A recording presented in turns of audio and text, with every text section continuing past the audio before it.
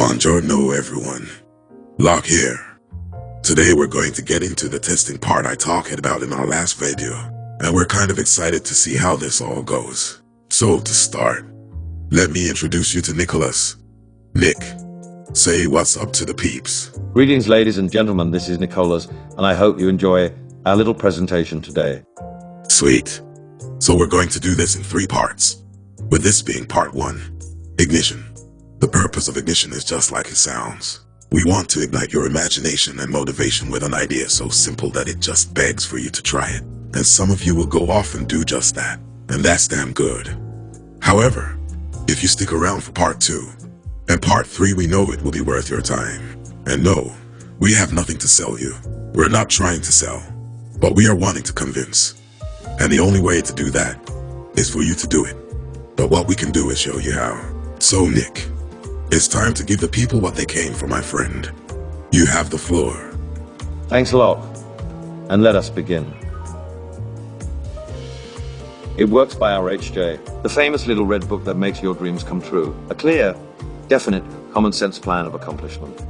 The author sent the manuscript of this book for criticism to a friend who returned it with the notation, "It works." This judgment born of experience was adopted as the title of the book. If you know what you want, you can have it. The man who wrote this book is highly successful and widely known for his generosity and helpful spirit. He gives full credit for all that he has accomplished in mastering circumstances, accumulating wealth and winning friends to the silent working out of the simple, powerful truth which he tells of in his work. He shows you here an easy, open road to a larger, happier life. Knowing that the greatest good comes from helping others without expecting praise, the author of this work has requested that his name be omitted.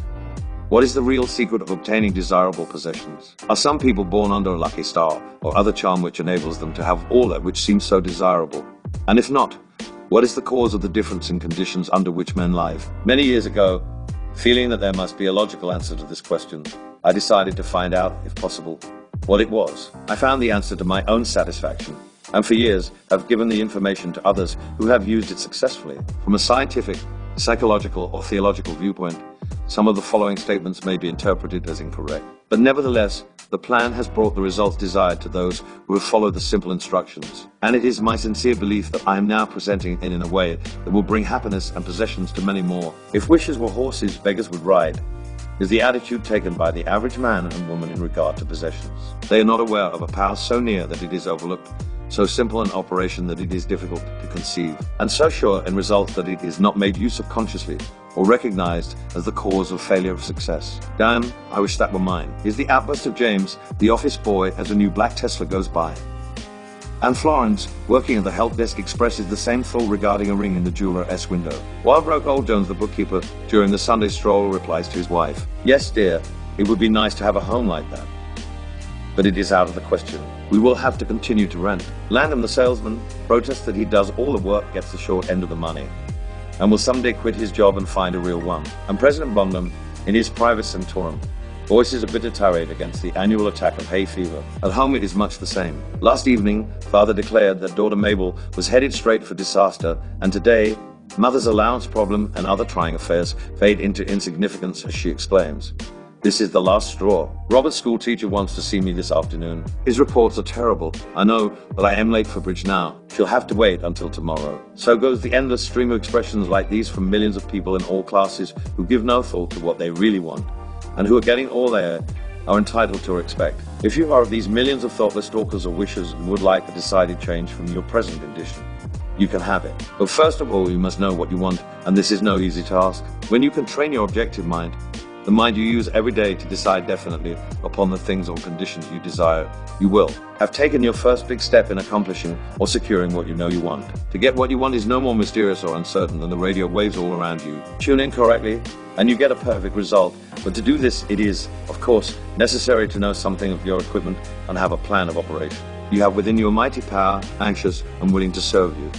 A power capable of giving you that which you earnestly desire. This power is described by Thompson J. Hudson, PhD, author of The Law of Psychic Phenomena, as your subjective mind. Other lone writers use different names and terms, but all agree that it is omnipotent. Therefore, I call this power, Emmanuel, God in us. Regardless of the name of the great power or the conscious admission of a God, the power is capable and willing to carry to complete and perfect conclusion very earnest desire of your objective mind, but you must be really in earnest about what you want. Occasional wishing or half-hearted wanting does not form a perfect connection or communication with your omnipotent power. You must be in earnest, sincerely, and truthfully desiring certain conditions or things, mental, physical, or spiritual. Your objective mind and will are so vacillating that you usually only wish for things, and the wonderful, capable power within you does not function. Most wishes are simply vocal expressions. James, the office boy, gave no thought of possessing the black Tesla. Landon, the salesman, was not thinking of any other job or even thinking at all. President Bonham knew he had hay fever and was expecting it. Father's business was quite successful,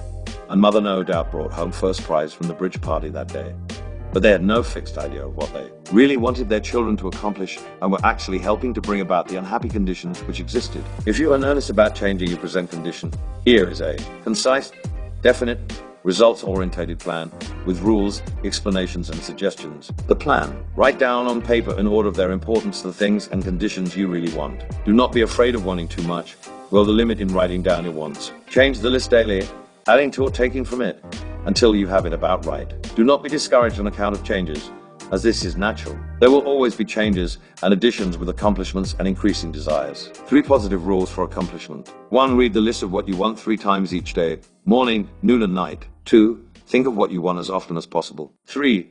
Do not talk to anyone about your plan, except to the great power within you, which will unfold to your objective mind the method of accomplishment. It is obvious that you cannot acquire faith at the start. Some of your desires, from all practical reasoning, may seem positively unattainable. Still, write them down on your list in their proper place of importance to you. There is no need to analyze how this power within you is going to accomplish your desires. Such a procedure is as unnecessary as trying to figure out why a grain of corn placed in fertile soil shoots up a green stalk, blossoms, and produces an ear of corn containing hundreds of grains, each capable of doing what the one grain did. If you will follow this definite plan and carry out the 3 simple rules, the method of accomplishment will unfold quite as mysteriously as the ear of corn appears on the stalk, and in most cases much sooner than you expect. When new desires, deserving a position at or about the top of your list, come to you, then you may rest assured you are progressing correctly. Removing from your list items which at first you thought you wanted is another sure indication of progress. It is natural to be skeptical and have doubts, distrust,